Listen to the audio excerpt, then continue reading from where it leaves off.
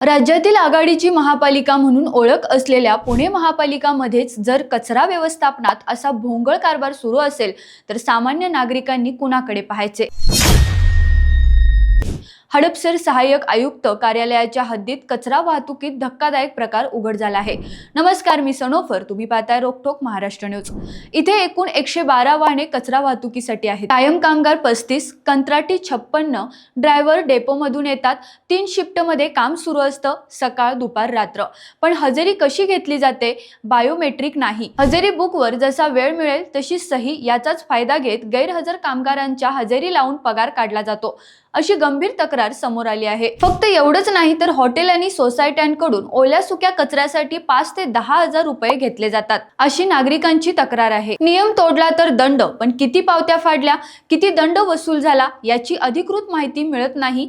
हे सगळं प्रकार काही अधिकाऱ्यांच्या आशीर्वादाने बिनबोभाट सुरू असल्याचा आरोप आहे। मग प्रश्न असा, कचरा वाहतूक विभागात नियोजन कोण करतं?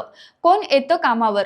कोण गैरहजर आहे आणि कुणाच्या खिशात पैसा जातोय? आता तरी वरिष्ठ अधिकाऱ्यांनी या प्रकरणाची तातडीने चौकशी करून दोषींवर कठोर कारवाई करणार का, की हा भोंगळ कारभार असाच सुरू राहणार? अशाच महत्त्वपूर्ण पुण्यातील अपडेट पाहण्यासाठी रोकठोक महाराष्ट्र न्यूज चॅनेलला सबस्क्राईब करा, लाईक करा आणि शेअर करा।